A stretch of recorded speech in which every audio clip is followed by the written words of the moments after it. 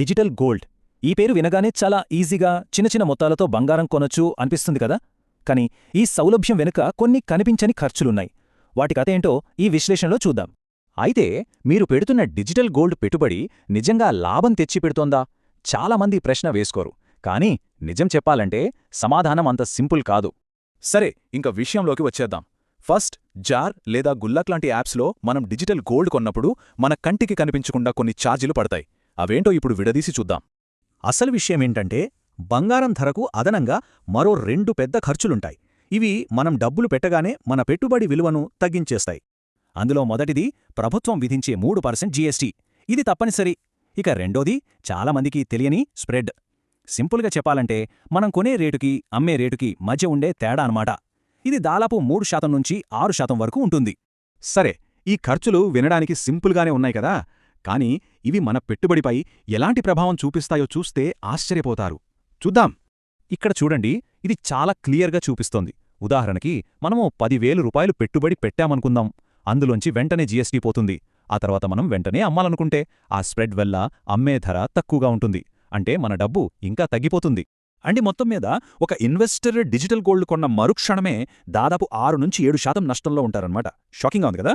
దీని అర్థమేంటో తెలుసా? మీరు పెట్టిన డబ్బు మీకు తిరిగి రావాలంటేనే బంగారం ధర కనీసం 7 నుంచి 8% పెరగాలి. అప్పటిదాకా మీరు నష్టంలోనే ఉంటారు. కేవలం మీ ఖర్చులు కవర్ అవ్వడానికే ఇంత పెరగాలి. మరి ఎంత నష్టంతో మొదలుపెట్టడం ఎందుకు? బంగారంలో పెట్టుబడి పెట్టడానికి ఇంతకన్నా మంచి తెలివైన మార్గాలేమైనా ఉన్నాయా అంటే ఖచ్చితంగా ఉన్నాయి. వాటి గురించి ఇప్పుడు తెలుసుకుందాం. మొదటి ఆప్షన్ సావరెన్ గోల్డ్ బాండ్స్ లేదా ఎస్జీబీస్. వీటిని మన భారత ప్రభుత్వమే జారీ చేస్తోంది కాబట్టి చాలా నమ్మకమైనవి.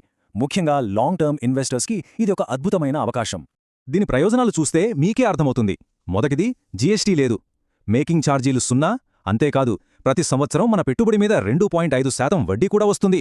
అన్నిటికన్నా ముఖ్యంగా మెచ్యూరిటీ టైంలో వచ్చే లాభాలపై ₹1 కూడా పన్ను కట్టక్కర్లేదు. ఇక రెండో ఆప్షన్ గోల్డ్ ఈటీఎఫ్. ఈటీఎఫ్ అంటే ఎక్స్చేంజ్ ట్రేడెడ్ ఫండ్. సింపుల్గా చెప్పాలంటే ఇవి బంగారం ధరను ఫాలో అయ్యే ఫండ్స్ అన్నమాట. మనం స్టాక్ మార్కెట్లో షేర్లు కొన్నట్టు వీటిని కూడా చాలా సులభంగా కొనొచ్చు, అమ్మొచ్చు. వీటిలో కూడా పెద్ద అడ్వాంటేజ్ ఏంటంటే 3% జీఎస్టీ ఉండదు. ఇంకా కొనడానికి అమ్మడానికి మధ్య ఉండే స్ప్రెడ్ చాలా చాలా తక్కువ. అంటే 0.5% కన్నా తక్కువ ఉంటుంది. అందుకే ట్రేడింగ్ చేసేవాళ్లకి ఇది బాగా సెట్ అవుతుంది. సరే, ఇప్పుడు మన ముందు 3 ఆప్షన్లున్నాయి: డిజిటల్ గోల్డ్, ఎస్జీబీలు మరియు ఈటీఎఫ్లు. మరి వీటన్నింట్లో మనకు ఏది బెస్ట్? ఒకసారి పక్కపక్కన పెట్టి పోల్చి చూస్తే మనకే ఒక క్లారిటీ వస్తుంది. డిజిటల్ గోల్డ్ యాప్స్లోనే చిన్న తేడా ఉంది.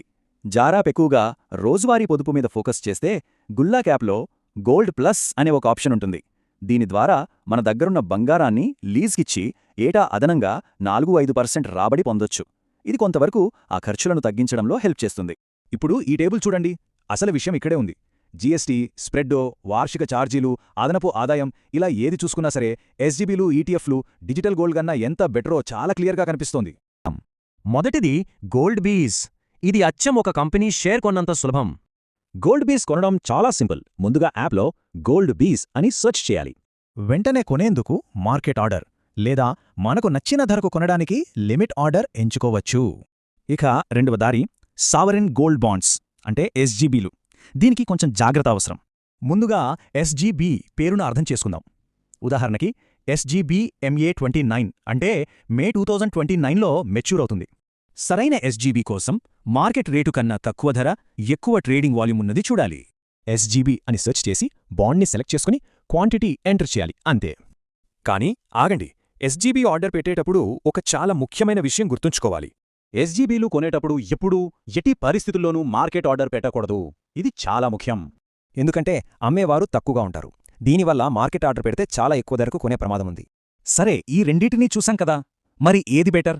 అది మన పెట్టుబడి లక్ష్యంపై ఆధారపడి ఉంటుంది. ఇప్పుడు గోల్డ్ బీస్కి ఎస్జీబీలకి మధ్య ఉన్న తేడాలు ఒక్కసారి టేబుల్లో చూద్దాం.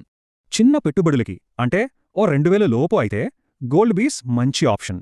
అదే 5 ఏళ్ల కన్నా ఎక్కువ కాలం హోల్డ్ చేసే పెద్ద మొత్తాలకైతే ఎస్జీబీలు సరైన ఎంపిక.